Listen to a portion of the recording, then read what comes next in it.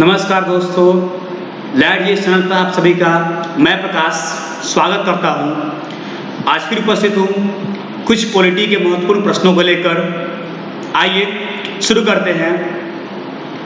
यदि आप चैनल पर नए हों तो इस चैनल को जरूर सब्सक्राइब करें।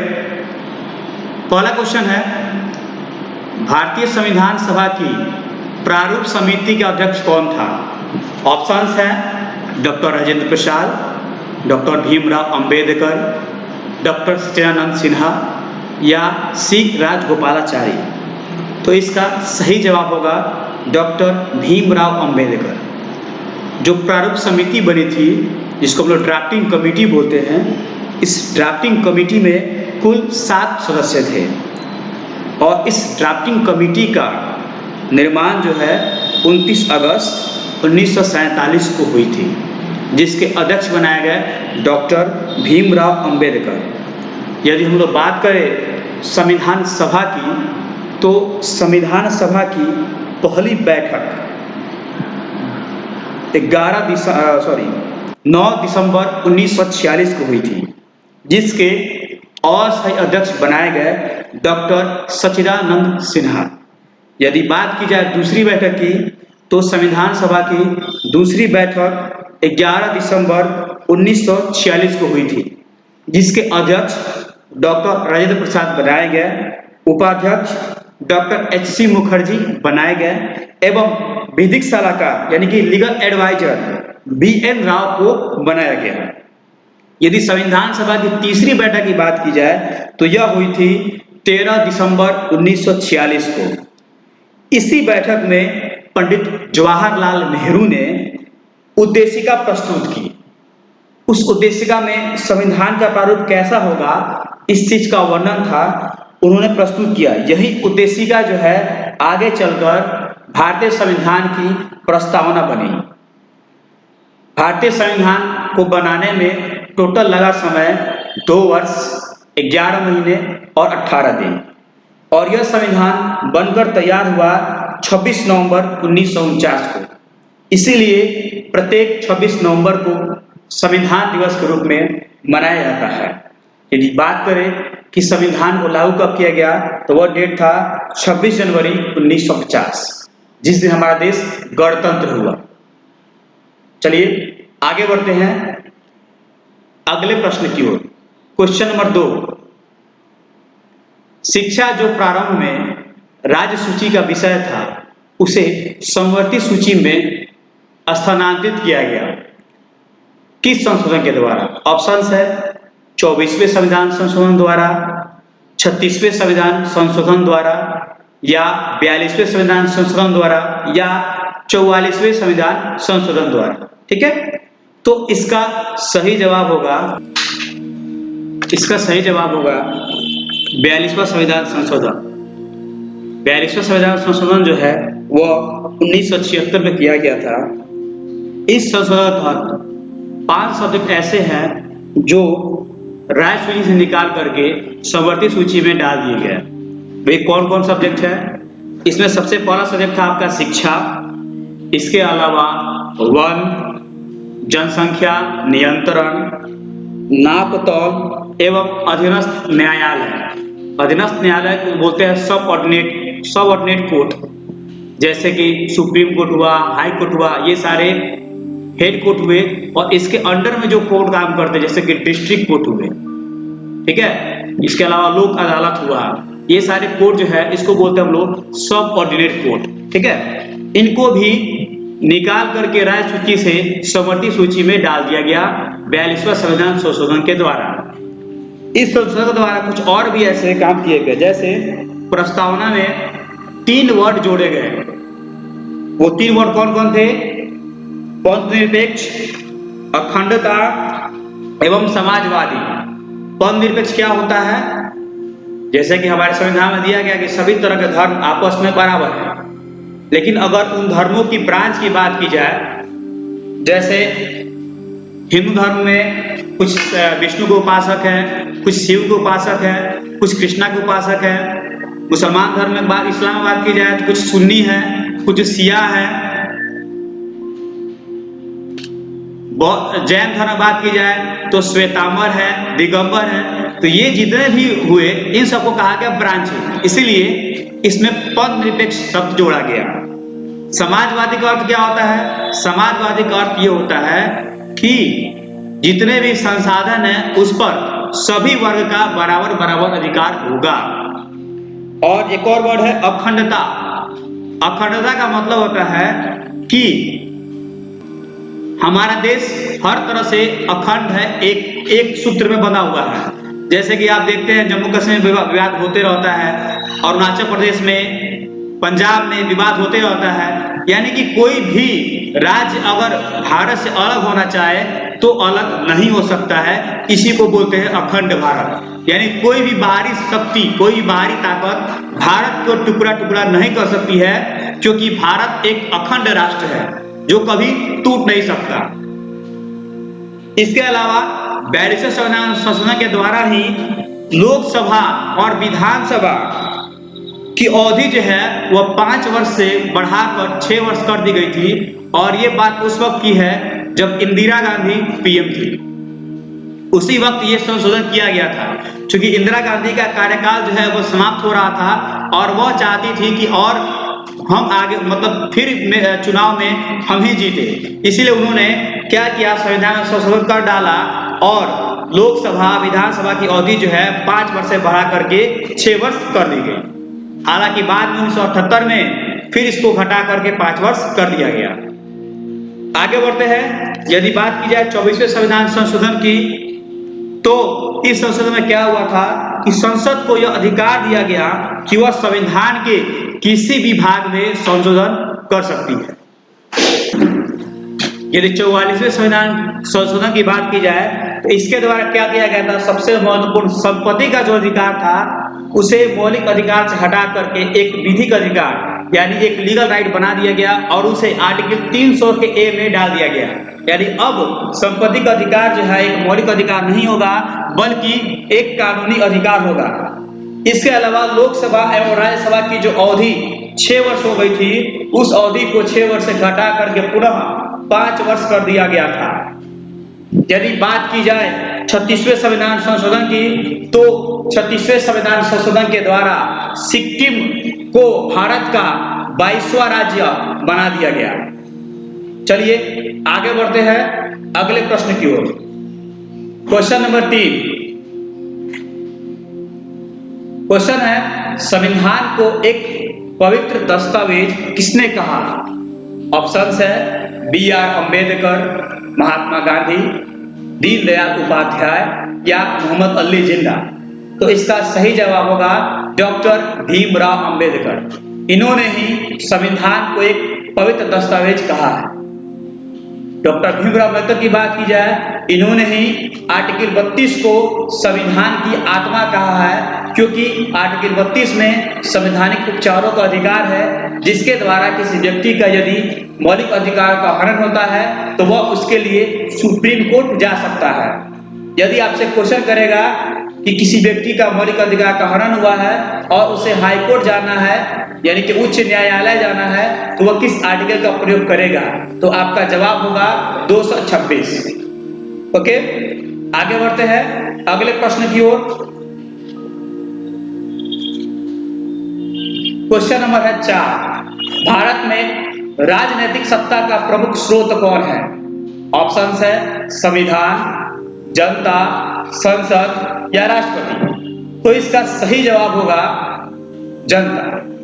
अधिक मानों में कोई व्यक्ति जो है वह राष्ट्रपति मारेगा, तो राष्ट्रपति के लिए क्या बनेगा कि भारत का संवैधानिक प्रमुख कौन होता है या कार्यपालक प्रमुख कौन होता है? तो आपका जवाब होगा राष्ट्रपति। या आपसे क्वेश्चन करता है कि भारत का प्रथम नागरिक कौन होता है? तो आपका जवाब होगा राष्ट्रपति। भारत के जितने भी विधिक कार्य होते हैं विदेशों से, उस पर हस्ताक्षर किसका होता है? तो आपका जवाब होगा राष्ट्रपति। राष्ट्रपति का उल्लेख किसका आर्टिकल में है? तो यह है आर्टिकल 52 में। ठीक है। यदि आपसे पूछता है कि राष्ट्रपति के पास क्षमता की शक्तियां किस आर्टिकल में है? तो आर्टिकल 72 में है। ओके, राष्ट्रपति पर महाभियोग किस आर्टिकल के तहत लगाया जाता है? तो वह है आर्टिकल 61। राष्ट्रपति दोनों सदनों का संयुक्त बैठक कब बुला सकता है? तो वो आर्टिकल 108 के तहत। राष्ट्रपति किसी भी बिल को रिजेक्ट कर सकता है, वो आर्टिकल 111 के तहत। राष्ट्रपति कोई भी ऑर्डिनेंस यानी अध्यादेश जारी कर सकता है, वो आर्टिकल 123 के तहत। राष्ट्रपति सुप्रीम कोर्ट से सलाह ले सकता है, वो आर्टिकल 143 के तहत। तो राष्ट्रपति के पास बहुत सारी डिस्क्रिशनरी पावर्स है, स्वविवेकीय शक्तियां हैं, जिसके उपयोग करके यह संविधान को अतिक्रमण होने से बचा सकता है, देश की व्यवस्था में अपने अधिकारों का प्रयोग कर देश के संवैधानिक ढांचा को खराब होने से बचा सकता है। संविधान क्या है? संविधान एक पुस्तक है जो कानूनों का संकलन है, जिसके आधार पर हमारे देश की राज्य व्यवस्था चलाई जाती है। जब अंग्रेजों ने देश को आजाद किया 15 अगस्त 1947 को, और जब हमारा संविधान लागू हुआ 26 जनवरी 1950 को, तो 15 अगस्त 1947 से लेकर 26 जनवरी 1950 के पहले तक हमारा देश गणतंत्र नहीं था। क्यों? क्योंकि हमारे देश के पास शासन चलाने के लिए एक कोई संविधान नहीं था। उस समय सारे जितने भी विदेशी मामले थे, रक्षा मामले थे, वो सारे अंग्रेजों के पास ही थे। यानी उस समय भी हमारा देश गुलाम था। जब हमारा देश 26 जनवरी 1950 को संविधान हमारा लागू हो गया, तब से हम हर तरह से आजाद हो गए। और इसमें देखिए, इस प्रश्न का आंसर जनता ही क्यों होगा?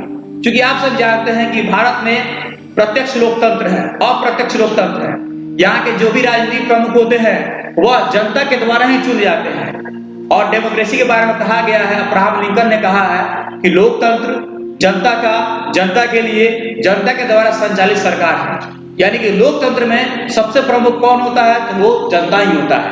जनता जिस व्यक्ति को चाहे उसे चुनकर विधानसभा में, संसद में भेजती है, और वही लोग उसी जनता पे शासन करते हैं। इसलिए राजनीतिक सत्ता का प्रमुख जो है वह जनता ही होगा। चलिए आगे बढ़ते हैं अगले प्रश्न की ओर। Question number 5। आगे बढ़ते हैं अगले प्रश्न की ओर। क्वेश्चन नंबर 5, समान कार्य के लिए वेतन भारत के संविधान में सुनिश्चित किया गया एक क्या है? ऑप्शंस है, एक मौलिक अधिकार है, राज्य के नीति निर्देशक सिद्धांतों का अंग है, या मौलिक कर्तव्य है, या आर्थिक अधिकार है। तो समान कार्य के लिए समान वेतन, ये जो है एक तरह का डीपीएसपी है। ये राज्य के नीति निर्देशकों का सिद्धांत है। जैसे जब संविधान हमारा बन रहा था, तो कुछ अधिकारों को मौलिक अधिकार में डाला गया, और कुछ अधिकारों को नीति निर्देशक तत्वों के अंदर डाला गया। मौलिक अधिकार वो अधिकार होते हैं जो कि एक नागरिक के लिए जरूरी होते हैं।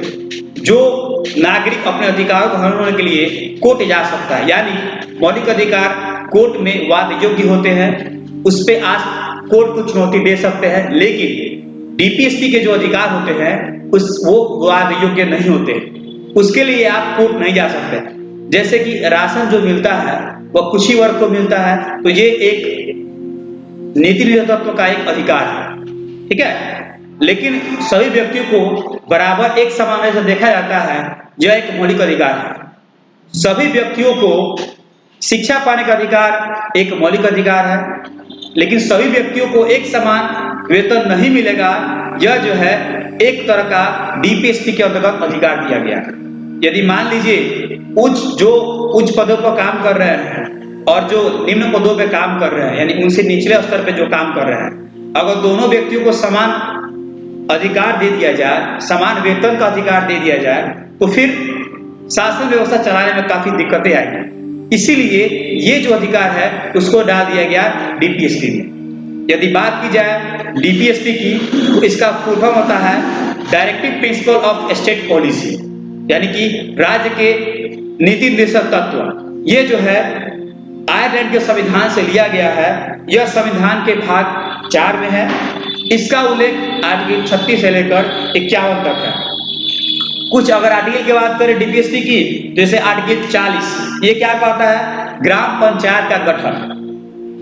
आर्टिकल 43 ये क्या कहता है कि कार्मिकों को, जो भी वेतन काम करने वाले मजदूर हैं, जो युवा हैं, उनकी एक न्यूनतम मजदूरी वह तय की जाएगी। यदि बात करें आर्टिकल 44 की 44 की, तो ये यूनिफॉर्म सिविल कोड है। यूनिफॉर्म सिविल कोड का मतलब होता है समान नागरिक संहिता, यानी कि वह कोई व्यक्ति वह चाहे किसी भी धर्म का हो, उन सभी के लिए एक समान कानून होगा, चाहे वो हिंदू हो, मुसलमान हो, सिख हो, ईसाई हो, पारसी हो, जैन हो, बौद्ध हो, उन सभी के लिए एक ही तरह का कानून होगा। इसी को कहा जाता है समान नागरिक संहिता। हालांकि यह हमारे भारत देश में भी लागू नहीं है, लेकिन भारत का एक राज्य है जहां पे ये लागू है, वह राज्य है गोवा। एकमात्र राज्य गोवा है जहां पर यूनिफॉर्म सिविल कोड लागू है। ठीक है। यदि बात करें आर्टिकल 48 की 48 की, तो इसके तहत कृषि एवं पशुपालन है। यदि आपसे क्वेश्चन करता है कि अंतरराष्ट्रीय शांति की बात किस आर्टिकल में की गई है, तो आपका जवाब होगा 51 में। या आपसे ये भी पूछ सकता है कि विदेश से संबंध बनाने का अधिकार वो किस आर्टिकल में आता है, ये भी आर्टिकल 51 में ही आता है। आगे बढ़ते हैं अगले प्रश्न की ओर। क्वेश्चन नंबर 6, भारतीय संविधान के निम्नलिखित अनुच्छेदों में से कौन सा राष्ट्रपति के महाभियोग संबंधित है। यहाँ पे मिस प्रिंट है, यानी कि किस आर्टिकल के तहत जो है तो राष्ट्रपति के ऊपर महाभियोग लगाया जाता है। ऑप्शंस है आर्टिकल 58, आर्टिकल 60, आर्टिकल 61 या इनमें से कोई नहीं। तो इसका सही जवाब होगा आर्टिकल 61। यानी अगर राष्ट्रपति पर महाभियोग लगाना हो तो आर्टिकल 61 का प्रयोग किया जाएगा। राष्ट्रपति पर महाभियोग किस किस आधार पर लगाया जा सकता है? तो सवाल है कि राष्ट्रपति जब संविधान का अतिक्रमण करते हैं, उसी सिचुएशन पे ही राष्ट्रपति पर महाभियोग लगाया जा सकता है। अगर आपसे क्वेश्चन ये करता है कि राष्ट्रपति का महाभियोग किस देश के संविधान से लिया गया है, तो आपका जवाब होगा अमेरिका। यानी इम्पीचमेंट जो है वो अमेरिका के संविधान से लिया गया है। यदि बात की जाए आर्टिकल 58 की, तो आर्टिकल 58 में राष्ट्रपति के क्वालिफिकेशन की बात की गई है, यानी उनकी कौन कौन सी योग्यताएं होंगी अगर कोई राष्ट्रपति बनेगा तो सबसे पहली योग्यता ये होती है कि वो भारत का नागरिक होना चाहिए। इसके अलावा उनकी न्यूनतम आयु जो है 35 वर्ष होनी चाहिए। इसके अलावा वो किसी भी लाभ के पद पे नहीं होना चाहिए। लाभ का पद का अर्थ ये होता है वह एक साथ किसी दो पद पे कार्य नहीं कर सकते हैं। इसके अलावा लोकसभा के सदस्य बनने योग्यता उनके अंदर होना चाहिए, वही व्यक्ति जो है वह राष्ट्रपति बन सकता है। यदि आर्टिकल 60 की बात की जाए तो आर्टिकल 60 में राष्ट्रपति के शपथ का प्रावधान है। राष्ट्रपति को शपथ कौन दिलाता है? तो राष्ट्रपति को शपथ सुप्रीम कोर्ट के CJI मतलब chief justice of India, Bharat के मुख्य न्यायाधीश राष्ट्रपति को शपथ दिलाते हैं। आगे बढ़ते हैं अगले प्रश्न की ओर। क्वेश्चन नंबर 7, किस अधिनियम के तहत भारतीय रिजर्व बैंक ऑफ इंडिया की स्थापना हुई? ऑप्शंस है 1919 का भारत शासन अधिनियम, 1935 का भारत शासन अधिनियम, 1947 का भारत शासन अधिनियम या 1909 का भारत शासन अधिनियम। तो इसका सही जवाब होगा 1935 का भारत शासन अधिनियम। हमारे संविधान का बहुत सारा पार्ट 1935 के भारत शासन अधिनियम से ही लिया गया है। यदि बात की जाए तो उस समय 1935 में 1935 अधिनियम के तहत कुछ कार्य हुए थे। जैसे सबसे पहला काम यह था कि सुप्रीम कोर्ट सर्वोच्च न्यायालय को कोलकाता से दिल्ली ट्रांसफर कर दिया गया था। इसके अलावा 1937 में बर्मा को भारत से अलग कर दिया गया था। प्रांतों के द्वैत शासन को हटा करके केंद्र में द्वैत शासन लागू किया गया था। भारतीय संविधान का बहुत सारा पार्ट 1935 के भारत शासन अधिनियम से प्रभावित है। यदि बात की जाए 1919 का एक्ट से, तो इसमें क्या हुआ था? इसे मॉन्टेग्यू चेम्सफोर्ड सुधार अधिनियम भी कहा जाता है। मॉन्टेग्यू उस समय भारत के राज्य सचिव थे, जबकि चेम्सफोर्ड भारत के वायसराय थे। इन्हीं के समय ही जालियांवाला हत्याकांड भी हुआ था 13 अप्रैल 1919 को। इसके अतिरिक्त 1919 के तहत भारत में पहली बार प्रत्यक्ष निर्वाचन प्रणाली की शुरुआत की गई। और महिलाओं को प्रथम बार मतदान करने का अधिकार भी 1919 के भारत शासन अधिनियम के तहत ही प्राप्त हुआ। यदि बात की जाए 1947 का भारत शासन अधिनियम, तो इसके तहत ही लॉर्ड माउंटबेटन ने भारत को 3 हिस्सों में बांट दिया। एक हिस्सा पाकिस्तान कहलाया, दूसरा हिस्सा हिंदुस्तान कहलाया और तीसरा हिस्सा जो है वह स्वायत्त शासन यानी कि देसी रियासतें कहलाई। यदि बात की जाए 1919 का भारत शासन अधिनियम, तो इसके तहत इसे जो है मार्ले मिंटो सुधार अधिनियम भी कहा जाता है। इसका मुख्य उद्देश्य क्या था? राष्ट्रवाद को खत्म करना, यानी देश में जो राष्ट्रवाद की भावना पनप रही थी, देश के नागरिक जो आजादी चाहते थे, जो स्वराज की डिमांड कर रहे थे अंग्रेजों से, तो ये जो भावना जो है, ये आंदोलन जो काफी बढ़ रहा था। इसको दबाने के लिए ही ये एक्ट लाया गया था 1909 का। इसका मेन एम यही था कि जितने भी आंदोलनकारी हैं, क्रांतिकारी हैं, इनको जेलों में बंद कर दिया जाए, इनकी आवाज को दबा दिया जाए, यानी इनके अंदर राष्ट्रवाद की भावना को समाप्त कर दिया जाए। इसके अलावा इन्होंने एक और नीति अपनाई थी, फूट डालो और शासन करो। इनका काम क्या था कि दो राजाओं के बीच फूट डालते थे और जब दोनों राजा अलग अलग हो जाते थे तो एक राजा के साथ मिलकर दूसरे राजा को हरा देते थे। और ऐसी नीति का पालन करते हुए अंग्रेजों ने भारत के कई हिस्सों पर अधिकार कर चुके थे। आगे बढ़ते हैं अगले प्रश्न की ओर।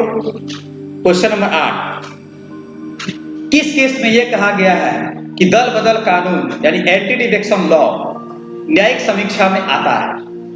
ऑप्शंस है Coelho case 2007, Kesavananda Bharati case 1973, Golaknath case 1967 या किहोतो होलाहन केस 1992। तो इसका सही जवाब होगा किहोतो होलाहन केस 1992। सबसे पहले हम लोग बात करते हैं दल बदल कानून की। तो दल बदल कानून जो है वह 52वां संविधान संशोधन किया गया 1985 में और 10वीं अनुसूची में ये दल बदल कानून जोड़ा गया। दल बदल कानून का अर्थ ये होता है कि कोई भी सदस्य, चाहे वो विधानसभा का हो, विधान परिषद का हो, संसद के दोनों सदनों का किसी का मेंबर हो, यदि वह अपनी राजनीतिक पार्टी छोड़कर किसी दूसरे पार्टी में जाता है तो उस पर दल बदल कानून लागू होगा। इसके कुछ कंडीशंस बनाए गए, जैसे कोई एक व्यक्ति जो है अगर वो निर्दलीय जीता हुआ है और निर्दलीय जीतने के बाद यदि किसी पार्टी में वो शामिल हो जाता है तो उस सदन के सदस्य जो है वह समाप्त हो जाएगी। इसके अलावा कोई पार्टी के कुछ सदस्य हैं, अगर उसका 1/6 भाग अगर पूरे लोग 1/6 के पूरे लोग किसी पार्टी में शामिल होते हैं तो उसे पार्टी का विलय कहा जाएगा। लेकिन अगर उससे 1/6 से संख्या कम होती है तो उन सारे सदस्यों को उस सदन से निष्कासित कर दिया जाएगा। और ये अधिकार जो है उस सदन के पीठासीन अधिकारी को होती है। यदि अगर लोकसभा की बात की जाए तो लोकसभा अध्यक्ष के पास होती है, अगर राज्यसभा की बात की जाए तो राज्यसभा सभापति के पास होती है। तो किसी भी सदन के पीठासीन अधिकारी के पास दल बदल कानून लगाने का अधिकार होता है। अगर बात की जाए ये दल बदल कानून किसी पे लागू हो जाए तो क्या वो व्यक्ति कोर्ट जा सकता है कि नहीं जा सकता है? तो आपका जवाब होगा बेशक वो कोर्ट जा सकता है।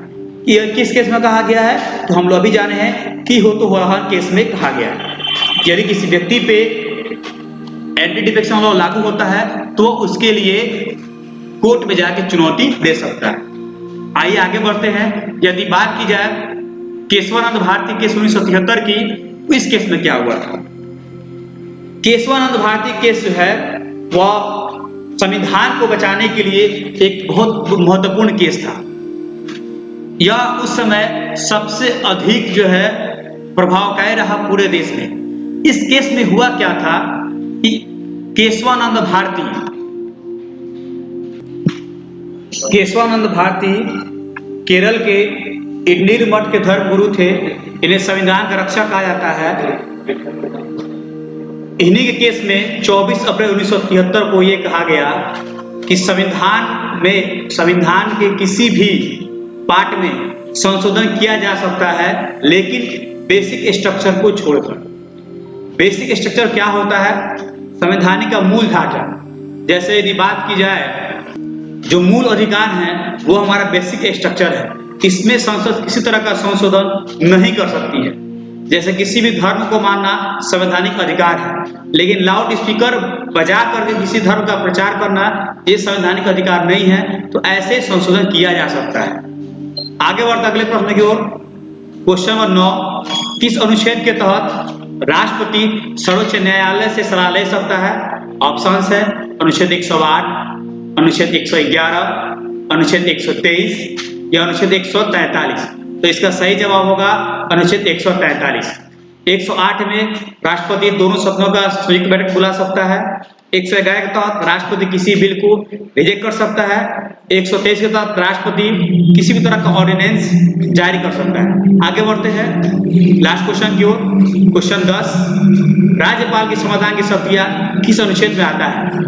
ऑप्शन है अनुच्छेद 72, 162, 161 यहाँ होगा और अनुच्छेद 158। तो इसका सही जवाब होगा अनुच्छेद 161। राष्ट्रपति की पालन पावर्स जो है वो 72 में है और राज्यपाल की जो पालन पावर्स है, क्षमता की शक्ति है, वो 161 में है। ओके, ये वीडियो आपको कैसी लगी कमेंट में जरूर बताएं। Okay, thank you.